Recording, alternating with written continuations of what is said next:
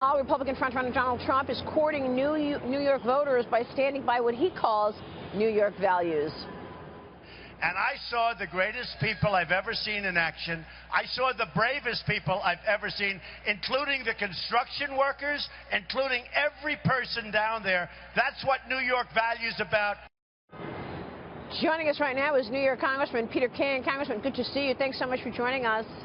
Thank you, Maria. So here we are in New York on New York primary day. What are you expecting this morning and going into the closing of the polls tonight, Congressman?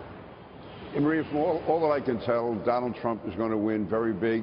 Really, the only question is, does he get all of New York's 95 delegates?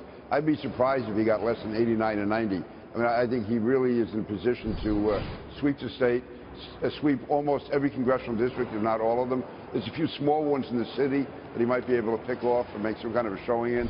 But other than that, listen, I have not endorsed Donald Trump, but I'll tell you that certainly on Long Island, where I'm from, and also, going to places like Queens, Staten Island, Brooklyn, is extremely, extremely popular. And from talking to people upstate, they tell me the same thing. So I would say today is going to be a Donald Trump day on the Republican side. On the Democratic side, obviously it appears Hillary Clinton is going to win, but I would not be surprised if Bernie Sanders makes a very strong showing, because he is really tapped into the Democratic base.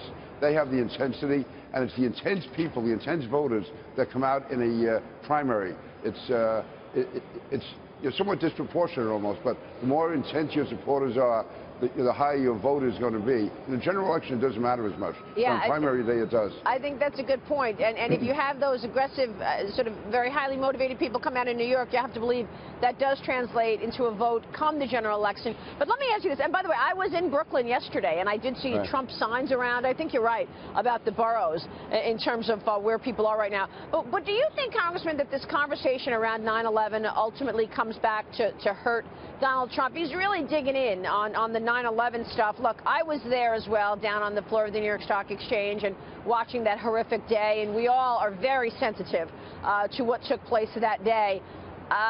And sort of Ted Cruz really walked into it. But do you think at some point, people are going to say, okay, we can talk about, other things as well? Yeah, I think for the purpose of the New York primary, it's appropriate.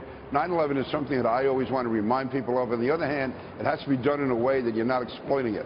I lost so many friends and neighbors on 9/11, so I know what it means to me, what it means to you. But the fact is, because of that, you should make the point and then go on. Right. It's not something I've ever dwelled on. I never want people to forget it, but I don't want to in any way seem like I'm exploiting it. And nor do the families of those who died want to see it exploited. So it's something that has to be handled very delicately, if you will. Yeah, that's what I mean, Congressman. I'm here with Sandra Smith and Mark Serrano. Sandra. Congressman, it's Sandra Smith. Good to see you. Yes, you are one lucky guy and outnumbered the other day, so good to have you again.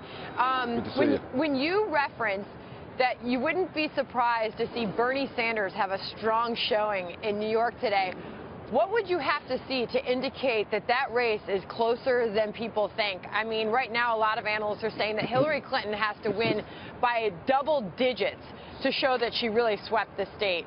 What are you looking for, and what would be a good sign for Bernie Sanders? I would think if Bernie Sanders could get like 46, 47% of the vote, that would really be a victory for him, and it would show that he's in this race for the long haul.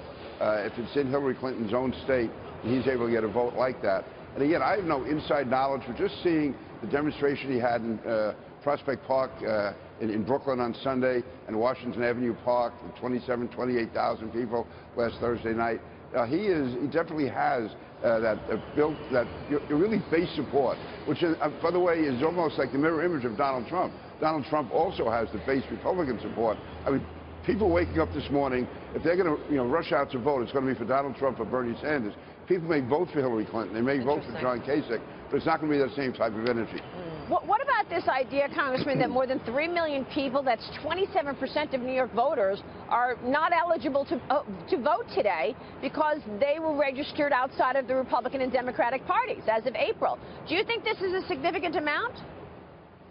It is, but again, see, I believe in having a close primary. I think that people within the party should pick their candidates. I don't like the idea of people, interlopers, you're coming in from outside the party to be selecting our candidate. To me, especially in more local elections, you can have people actually, trying to screw up somebody else's primary. I want Republicans to pick a Republican candidate, and I want Democrats to pick the Democratic candidate. And, people should know the rules. That you have to, if you do want to vote in that primary, you have to register by a certain date. Yeah. Here's Mark Serrano.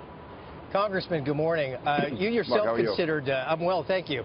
You yourself considered a run for this nomination. Are you satisfied with the GOP race right now? What do you want to see moving forward, especially for the issues that you would have campaigned on for the nomination?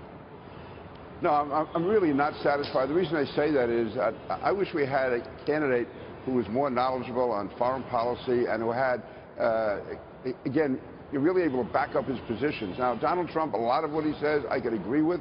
A lot he says I don't agree with. But what bothers me the most is he doesn't seem to have the substance behind it. Ted Cruz, I just don't think is not fit to be president. That's a personal thing with me and him. I just don't like the guy. As far as John Kasich, I think John Kasich is very qualified, but he just really hasn't been able to, to break through. So, listen, Donald Trump, if he can basically clean up his act, get substance behind him, but right now he hasn't shown that yet. Well, for what it's worth, I think his team could probably use some of your policy chops, moving forward. Okay. Yeah, basically, I think Donald Trump, what he should do is he's got to show that he can talk with some expertise on these issues, not just, give these quick opinions and not be able to back them up. The issues are too important. The world was too complex. For sure. To be reduced to sound bites. Congressman, good to have you on the program this morning. Thanks so much. Maria, thank you. We will see you soon. Congressman Peter King joining us in Washington.